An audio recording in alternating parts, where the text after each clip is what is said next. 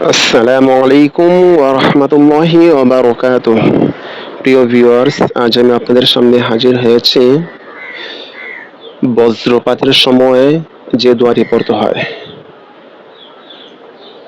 হযরত আব্দুল্লাহ ইবনে ওমর রাদিয়াল্লাহু তাআলা আনহু বলেন, রাসূলুল্লাহ সাল্লাল্লাহু আলাইহি ওয়াসাল্লাম যখন মেঘের গর্জন শুনতেন বা বজ্রপাত দেখতেন তখন এই দোয়াটি পড়তেন। দোয়াটি হচ্ছে বিসমিল্লাহির রহমানির রহিম।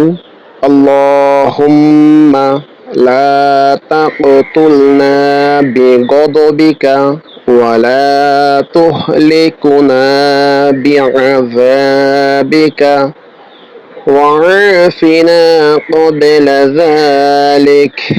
আল্লাহুম্মা, হে আল্লাহ, লা তাকতুলনা, আপনি আমাদেরকে মেরে ফেলবেন না, বিগদবিকা, আপনার গজবের মাধ্যমে বা আপনার রাগের মাধ্যমে অথবা ক্রোধের মাধ্যমে আপনি আমাদেরকে, লা তাকতুলনা, আপনি আমাদেরকে মেরে ফেলবেন না, ওয়ালা তুহলিকনা, এবং আপনি আমাদেরকে ধ্বংস করে ফেলবেন না, বিআযাবিকা, আপনার আযাবের দ্বারা, আপনার শাস্তির মাধ্যমে, ওয়া'আফিনা, এবং আপনি আমাদেরকে নিরাপত্তা দান করুন এবং ক্ষমা করে দিন, কবলা যালিক, এর আগে।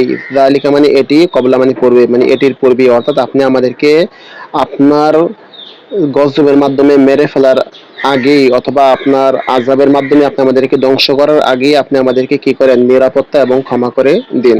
আসসালামু আলাইকুম ওয়া রাহমাতুল্লাহি ওয়া বারাকাতুহু।